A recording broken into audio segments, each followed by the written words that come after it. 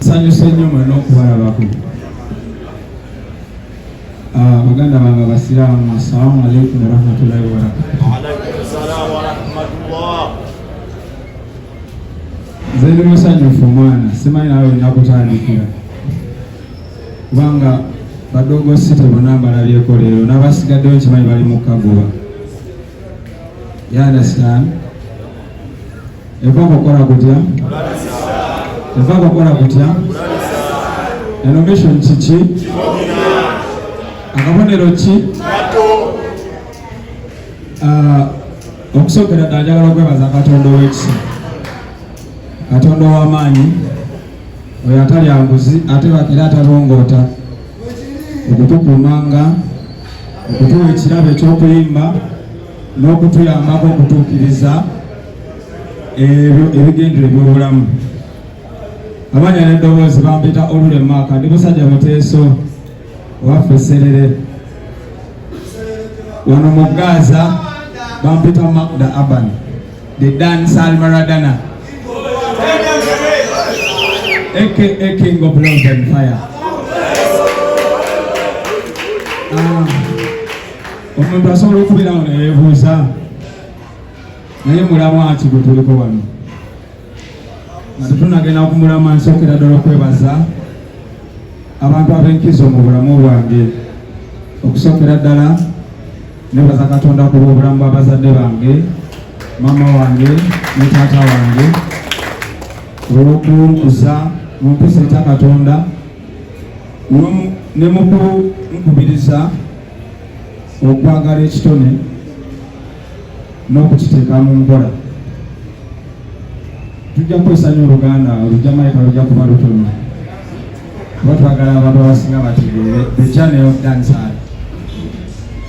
Njagala okwebaza muganda wange Jerry the Reggae Attire. Ono tuzaliddwa naye mwaka gwe gumu, tukulidde ku kyalo kye kimu, tugenze mu masomero ge gamu.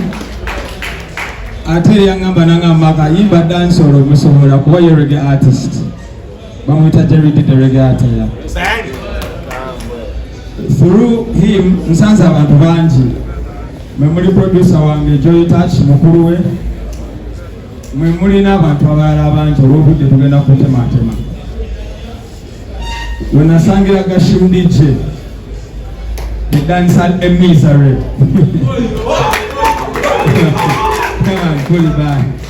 Yali akola ku Magic FM, Magic 100 FM, ng'akola Jam Rock Vibration. Yeah man. Twasinkana ku Kotolio n'agamba baaka tukole ekintu kino, tukole dancehall. You understand?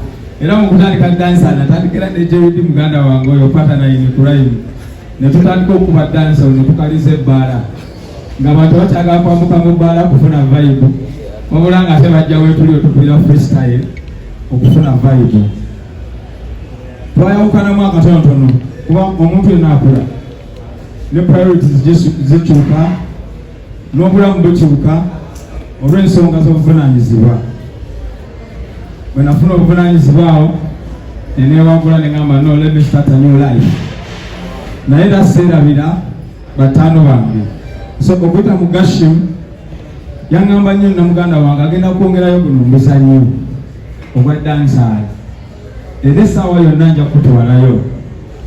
Kati wakati awo nga tukyebuuzabuuza kiki tuzzaako, nabaye bampa ddiiru egenda mu Golodi okusima Golodi. Nembesite nenzikirira mu kisiite okusima Golodi. Embeera y'ebbanga ddene mu kubonaabona okw'ekitalo. Ebyaddala saamulabako, bamuleeta buleese bane bamusuulayo simanyi, naye mu kusima saamulabako. Ekyo gavumenti ejja tuyambako etugambe. Naye bwe nali ebyo yankubira nangamba komanyi sooka ove mu bende eyo komawo esite. Ekifo ekiriwo Nati ne Ethan yakoze studio mu Kawempe. Katonda nannyamba ne nvaayo ne nkomawo. Bwe nkomawo ne tutandika okukola. Mu kukola twatandika ne kye bayita rhythms. Rhythm kitegeeza ki? The producer akola engoma ne mukiyimbirako abantu abasukka mu 10 ng'abajamaika bakikola. Kati ne tukola rhythm yaffe yasooka bagita Top Gear Rhythm, ne tuzaako Gash Rhythm n'endala nnyingi awo. Naye ng'omusingi gwa rhythm zino zonna kyebayita freestyle, kubanga freestyle yakola kyekikola Mabiaba, freestyle kyekikola dancehall music, freestyle kyekikola reggae music. Actually freestyle kyekikola music, kubanga the ability okutunuulira ekintu n'okirhymingirako with the right rhythm, the right flow, the right lyrics kyebayita freestyle. So that was the uniqueness mu lugendo lwange nze gye mbadde nayo. Saagala gamba nti nze zekka, bakulu bange Uncle CY na Lukalala bakitandika dda for a long time. For a long time base bakikola si ku mulembe gwaffe, but from the 80s bw'otunuulira abasajja betunuulidde nga ba Yellowman, ba King Shango, King Fireman, bw'otunuulira ba Biniman, bw'otunuulira abalala bangi, so on and so forth, bangi. Eyo culture gye tulina okubeera nayo fe abayimbi ba dansa mu music industry. Bwe nakomawo okuva e Mulwende sisinkanye Nat Nathan apostinze clip yange yasooka ya freestyle etambula, n'aŋŋamba kati dda ku TikTok tandika okola bu freestyle. N'enkola eya Nowana yali viral nnyo, asabuli nagipostinga n'ebiringa ebyo bwesangira Stickman. Mu lugendo olwo muganda wange Gashima ngamba nina mukulu wange tugenda gendayo tumusinkane. Katonda najjampa ekirabo kya Taf Mustafa muganda wange oyo musanga. Yasooka okuŋŋamba, yasooka kubuuza Gashima, ono omuyimbi gw'otuleetera asobola dansaala akubanga kateero? Waliwo obukosi abaliwo bakanero pro n'abalinga abo, n'abagamba muteekeyo rhythm. Rhythm buli gye baateekayo n'egikuba n'egiteeka wali. Nambuuza okola mulimu ki? Ne mugamba naye nze nkola amasanyalaze ge galabirira famire yange.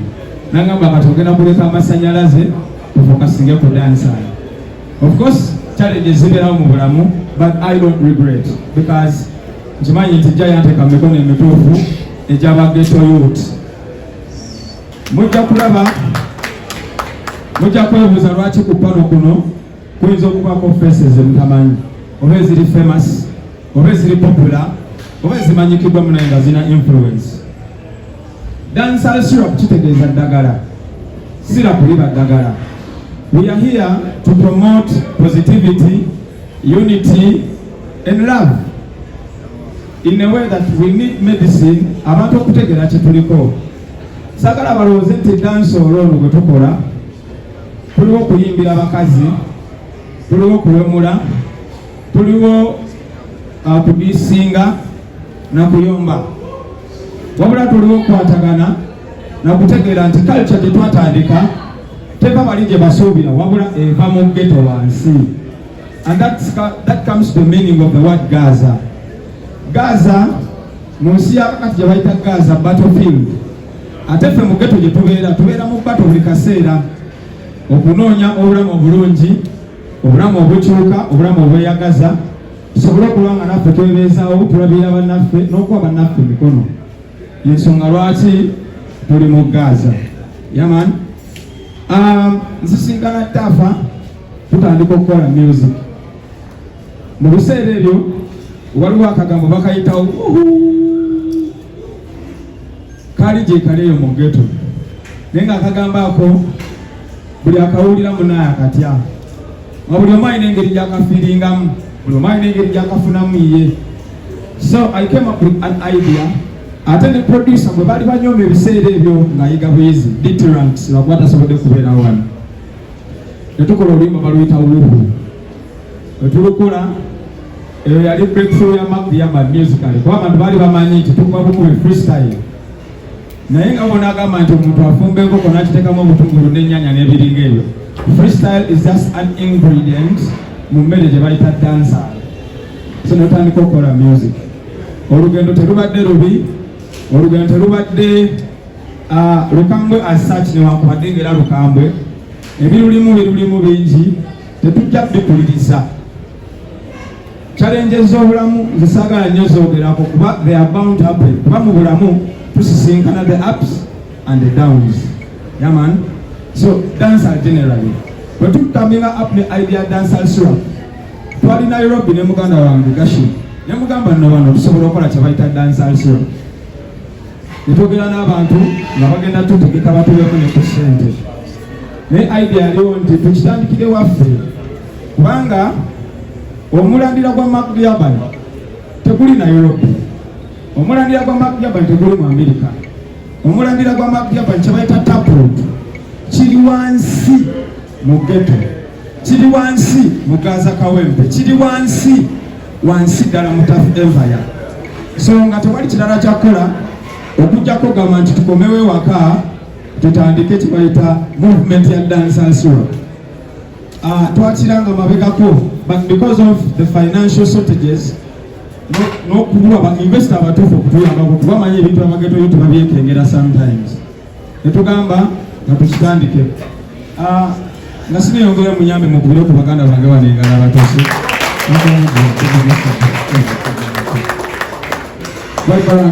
come over yourself. Guna. Yeah man.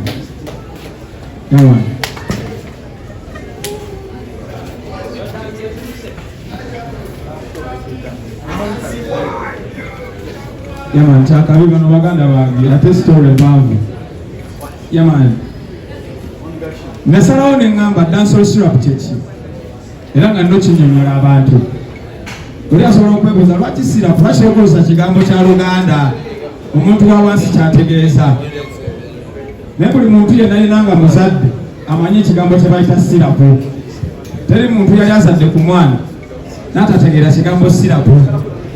Kati bwe twagala kwesa dancehall nga syrup eddagala eritandikirwako eri omwana omuto okutegeera the causes of life, the causes of dancehall music.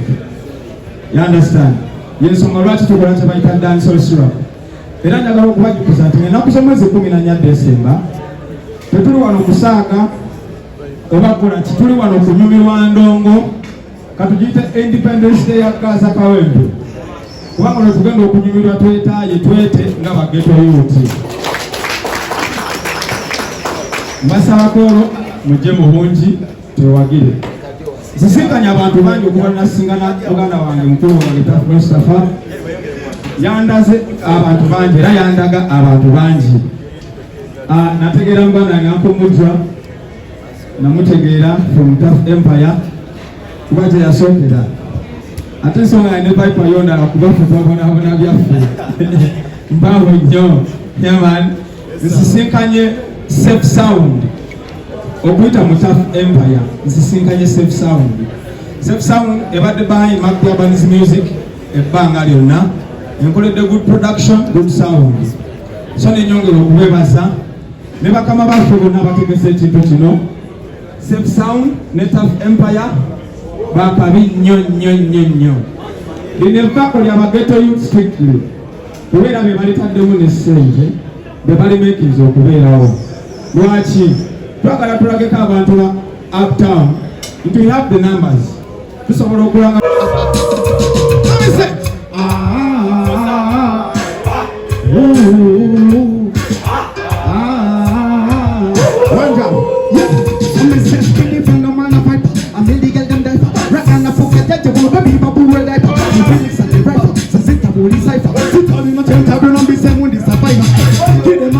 keep them not the yet. Man a bad man say no boy can't violate. Flush them up like them cheating a toilet. Yes, critics massive. Them call me Rhythm Killer, Viper to the ranking man. After them this thing straight out at Eureka. Ngadi musanyi funyo kubira odonoko lwalero. Niwombeko Mark Diaban okukirizamu. Manyi mwana ndongo sinyangu alina ddala ng'okola endongo ffe gye tukola. Abantu bangi nnyo twali tutandika batugamba nga mwana endongo gye mukola tekola ssente. Kakati abantu abo kano ka message kaabwe nti endongo twagikyusiza. This is the revolution. Abantu abajja mu kidansolo enamba mwazira bantu tukola ki tuzirira okitegeera. So ate nekyakitwala omuntu ow'omutima omugumu okwekkiririzaamu okutuuka ku kkula bwe lito. Bayimbi bangi nnyo